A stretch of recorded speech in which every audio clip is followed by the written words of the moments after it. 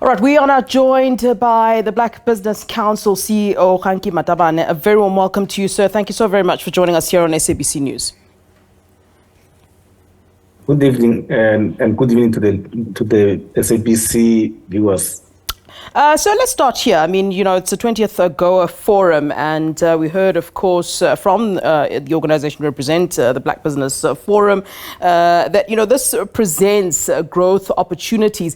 But apart from the opportunities, I want to talk about the benefits, specifically to black business that AGOA has presented over the years.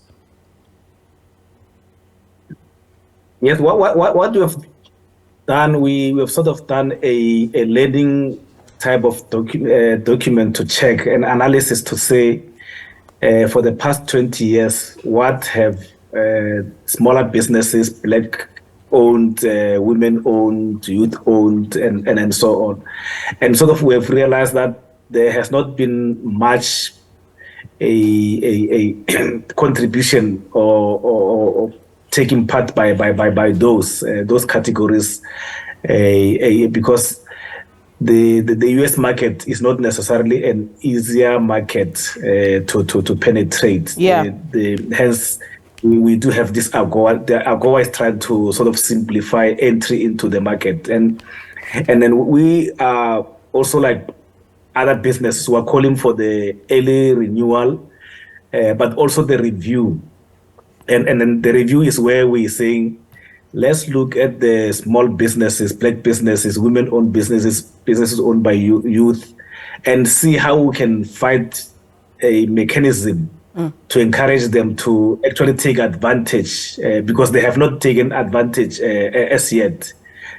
So that's basically where we're coming from, and saying, yeah, it's important that we renew early to create predictability for businesses, because businesses don't plan in 6 months, they plan in years.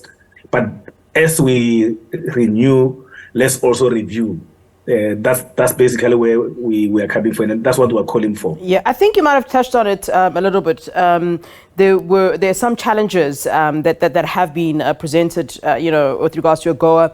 One of them, the president did highlight quite significantly. They're talking about the fact that this is in fact underutilized. What are the means, do you believe, that should be used, or what can be done to fully, if I can use the word, exploit the opportunities that are presented, by AGOA?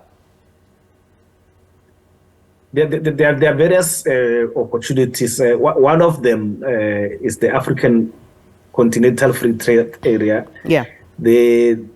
Because that encourages intra-African commercial activities, and then once Africa is basically trading with amongst each other and then beneficiating, because the biggest thing that we think we can get the small businesses is through beneficiation. So if we can then, instead of taking all the minerals to the US as raw as they are, let's then create a smaller beneficiations hubs in the continent, and let the continent trade amongst themselves. That way, then we'll have opportunities to then accommodate smaller players, youth-owned, women-owned, and then allow them to naturally grow. Because the more business you get, then you grow, and it will be relatively easier to grow because the minerals are here in the continent, and it becomes a little bit easier for you to go to Zimbabwe and say, Zimbabwe's got lithium, I've got capacity, we've got the capacity of skills, I've got engineers here, many engineers, geologists, and everyone else.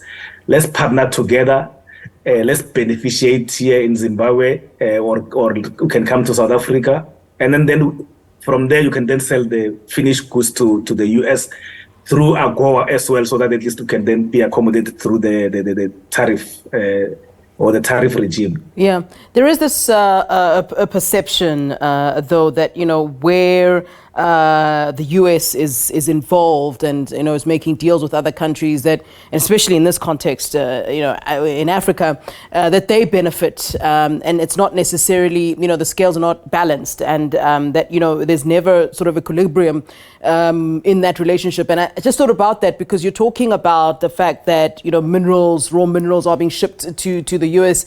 And it seems already that statement seems quite unbalanced to me. It seems as though there's this extraction of what we naturally then have to the benefit of the US and, pittance to, us as an African nation.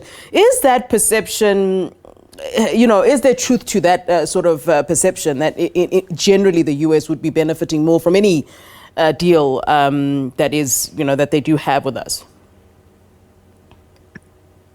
Yes, Flo, it's always important to look at the facts and look at the data that we have. So as far as the data is concerned, as we speak, sitting here, that is the case. And hence, during our discussions, even yesterday, during the business forum, the discussion was that we cannot allow that type of a situation to continue. We obviously cannot then to wake up tomorrow and then stop everything with a big bang. There should be a process that says, in the next 5 years, we should be beneficiating 20%, the next one's 20%, the next one's 50%, so that there's a near graduation principles from both the US and then the African businesses, and especially the smaller ones, because you need some bit of time for you to get to be medium, to be large, and be able then to freely trade with the US. But we're doing that with all the countries to say this cannot continue. I'm sure you've had other countries like Niger, even Zimbabwe. They basically say, let's stop taking all our minerals to other countries. Let's beneficiate here. And then there's a serious reason why. It's not like just that we don't want other countries to take our minerals. Through beneficiations, we'll be able to create industries, we'll industrialize the continent, we'll be able to create jobs.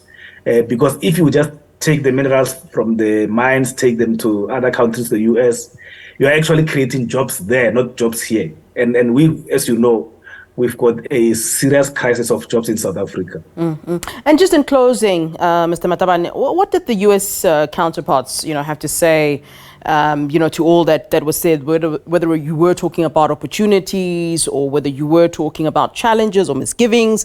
What sort of feedback are we looking at that we're getting from some of those US representatives that were indeed there?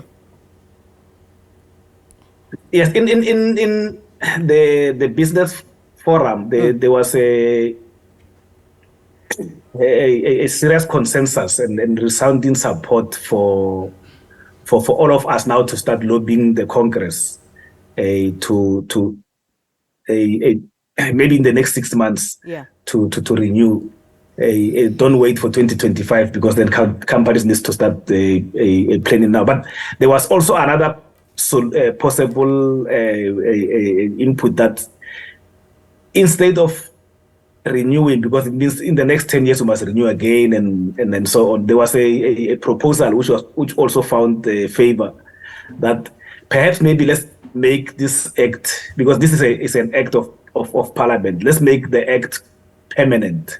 And then the colleagues from the US even said there are other examples from other agreements that were made permanent, because then if it's permanent, you can only review it, but it does not necessarily affect the planning, because it's permanently there. It does not run the risk of maybe, depending on what happens, being cut at a certain time. So the support has been there from the colleagues in the US, from the colleagues in the continent, that as soon as possible, and especially because before we get into the US elections mode, because once you get there, things becomes a little bit tricky. So the pressure is there to pressurize Congress so that at least by June next year, the renewal will have happened. All right. Mr. Matabane, thank you very much for engaging us this evening and, of course, updating us on some of those conversations currently underway.